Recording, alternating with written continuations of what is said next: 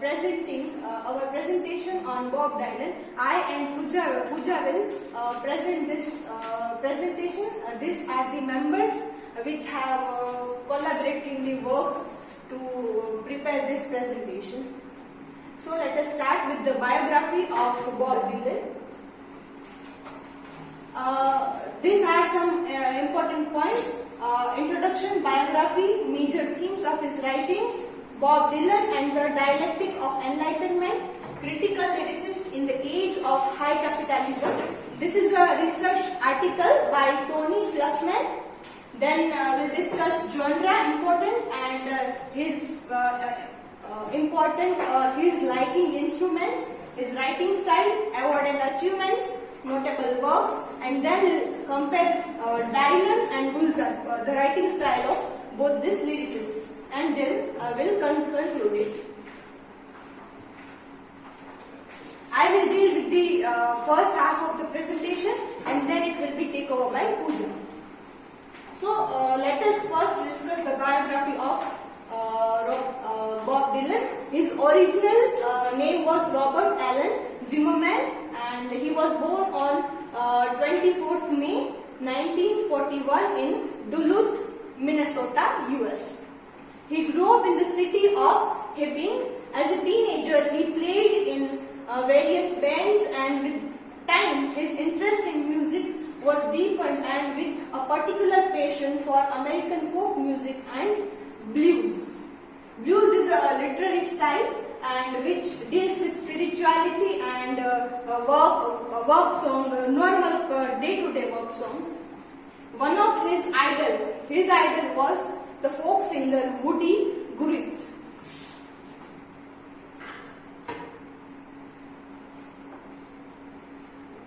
Now, biography is still continued. He also influenced by the early author of the Beat. What is this Beat generation? Literary movement started by a group of authors whose work explored and influenced American culture and politics in the post-war era. So this particular Beat generation was founded after the World War, as well as by the modernist poets. So this Beat generation and modernist poets with whom Bob Dylan was included. He generally moved from folk to rock music in the 1960s, infusing the lyrics of rock and roll. So from folk to rock, there was a transition between his music. This is the very important point of his biography as well as his literary career. He got Nobel Prize in Literature in 2016 in this 21st century only. Was awarded to Bob Dylan for having created new poetic expressions within the great American song tradition. His songs were rooted in the rich tradition of American folk music and are influenced by the poets of modernism and the beatnik movement. Beatnik movement is an anti-materialistic movement in America. So these are some major themes on which Dylan used to write. War and violence that we can see in his famous songs like Blowing in the Wind, Knocking on Heaven's Door. Then protest songs, religion, love, moved from folk to rock music, infusing the lyrics of folk, rock and roll. This is one of the most important, I can say, most influencing research article by Tony Fluxman. It talks generally about the thematic concerns and writing style of Bob Dylan. I personally found this article very much interesting and also informative. So I would like to request you all to refer this article at once, and I have given the link of this article at the end of the presentation in citation. In what Tony Fluxman says in this article, Bob Dylan and the dialect of enlightenment, critical lyricist in the age of high capitalism. So let us see see what he conveys by this paper. A profound critique of the form's domination in late capitalist society. So, in a way, his works are in the area of capitalism that we can see in all of his works. Then protest songs, the destructive effect of Enlightenment society, but songs doesn't provide overall character of the system. Though he tries to give some kind of ideas in his works about the era of enlightenment, idea of enlightenment, but though we cannot say that overall concept in his works. Racist ideology, white and black. Sophisticated critical perspectives, mythical touches. So he gives a kind of impact of mythical concern in his songs. Human situations are unchangeable. Political criticism also that we will see at the end of this research paper's analysis, how his interest in his works and thematic concerns changed by the time of his life. Thomas Gray argues that Dylan's aesthetic undergoes a profound change at that time. So continuously his interest in his works and thematic concerns are changing by the time. After this, he doesn't change his political ideology, but it was replaced by critics. So at the first phase of his life, he wrote about the political concerns, but as time passes, he is not trying to stop there, but he changes the subject from political criticism to social criticism. He criticized social institutions are approached through the artist's own experience. What he felt, what he experienced through his life is depicted in his work. Then he suddenly from political to social and now social to self-criticism. Personal realm refuses involvement from confusion of the society, evil mechanism of society. Now he is getting a kind of confusion in social norms, so he just tried to move away from that social criticism and he tried to center at self. Then personal truth. So by this research paper we come to know about three critical stages in the works of Bob Dylan. First political, then social and self. That's what Tony Fluxman argues about the critical situation in the works of Bob Dylan. Now his most famous genre and instruments. Folk, blues I have explained earlier, then rock, gospel. Gospel is related to Christianity, Christian thematic study.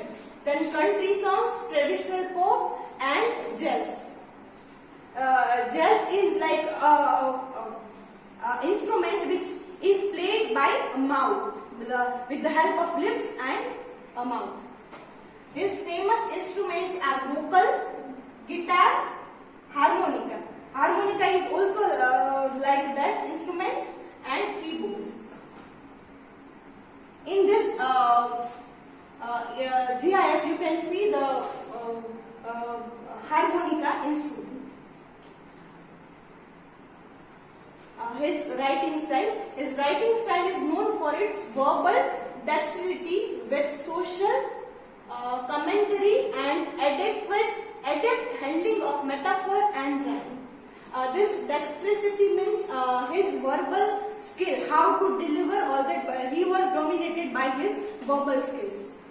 How he delivers particular song, particular theme. His lyrics have had a profound influence on writers as well as other musicians.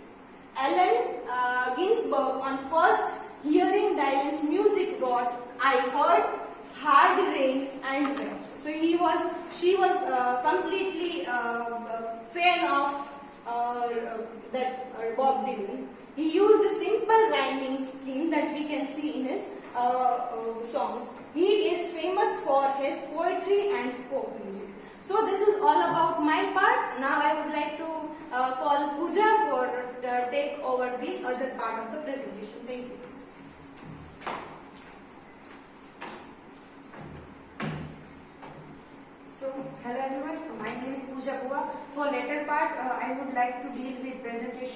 guys. So I would like to start with my part with award and achievements given to Bob Dylan. So first is Nobel Prize in Literature in 2016, then Grammy Awards for Album of the Year in 1999 and then 1973. The Presidential Medal of Freedom in 2012. The Grammy Award for Order They Are They Letters 1990, Pulitzer Prize Special Citations and Awards in 2008, then Golden Globe Award for Best Original Songs in 2001.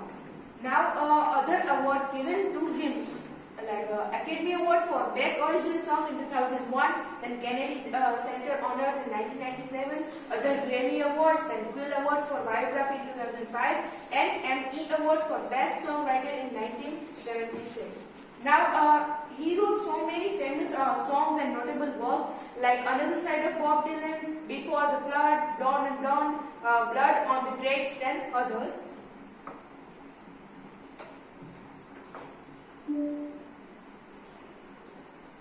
Now, this is the line of some of his famous songs, which is very important from his songs and interesting to read and heard. Like Just Like Woman, these are the lines from the Mr. Tambourine Man. The times they are changing, and these two famous quote given by him, very inspirational. Like all this talk about equality, the only thing people really have in common is that they are all going to die. Through this line, he also tells the reality of life, that in the end we all going to die. Then second one is, no one is free, even the birds are chained to the sky. This is a bitter truth, but it is a truth. Now his famous song, The Rolling Stones. This is a very popular song released in July 20, 1965 by Columbia Records. This poem is like revolutionary in its combination of musical excellence, the youthful, cynical sound of Dylan's voice. These songs inspire so many youth. That's why it's called youthful, inspirational song. This song can be seen as a warning about dangers of living potentiously, going along with the crowd and not treating others appropriately. This line also shows the humanity, how we have to react to humans. This tells us there are benefits of being on the lower level of society. Normally people say that who have a high quality or a higher level education and have rich people, they are normally noticeable. But Bob Dylan and his song shows that value of lower society and lower level is also important, and how it is noticeable. It is a folk rock song. It is statistically the most acclaimed song of all times. Now, Bob Dylan and Gulzar. To calling a comparison between Bob Dylan and Gulzar, it is a bit of unreasonable, though I tried to deal with that. First is his full name, Robert Allen Zimmerman. The full name of Gulzar is Sampuran Singh Kalra. He is a singer and songwriter. He is not a singer, but he is Urdu poet, lyricist, author, screenwriter, and film director. He won Academic Award. He too award Academic Award. He win Grammy Award. He also win Grammy Award. Other awards like Grammy Hall of Fame, Rock and Roll Hall of Fame, Nobel Prize for Literature.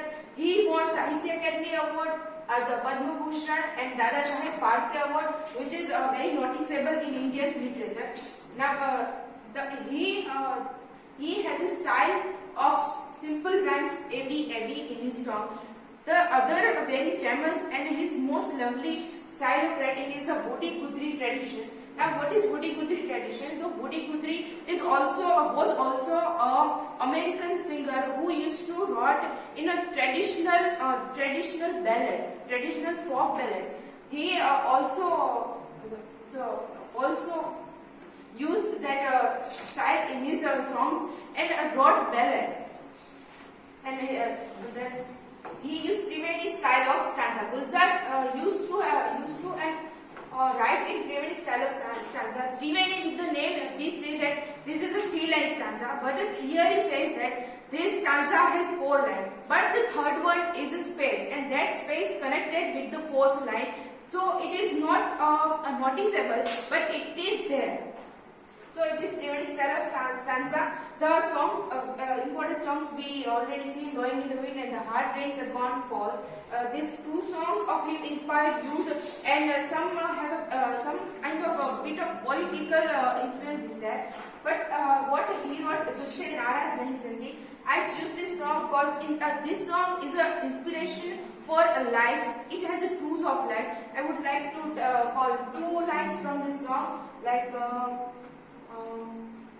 मुस्कुराए तो मुस्कुराने के कर्ज उतारने होंगे. The line from this song, like if we want to smile, we have to pay for it. Sometimes we cry. Sometimes we cry, but things that oh God, I cried. Now I have to I cried. Now I have to laugh. Or there is a કહેવત in Gujarati that એટલું બધું હસમાં રડવું પડશે. Like that, if we want to smile, we have to pay with crying. And the second is मुसाफिर हूँ यारो, ना मेरा पता है ना कोई ठिकाना. Okay, this song profound, very enthusiastic by the character in song, but we can connect this मुसाफिर हूँ यारो, ना घर है ना ठिकाना with the poverty. How? Because a person who doesn't have home or a space to live there, he always try to wander and always a surrounding here from there. The rose rose डाली डाली, rose rose डाली डाली भंवरा लिख जाए.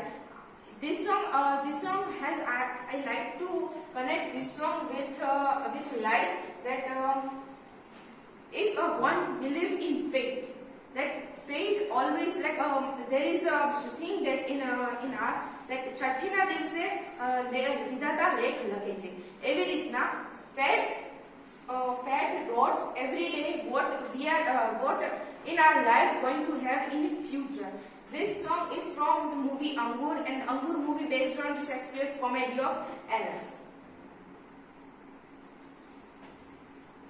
Now let's sum up with, I would like to sum up with these two quotation.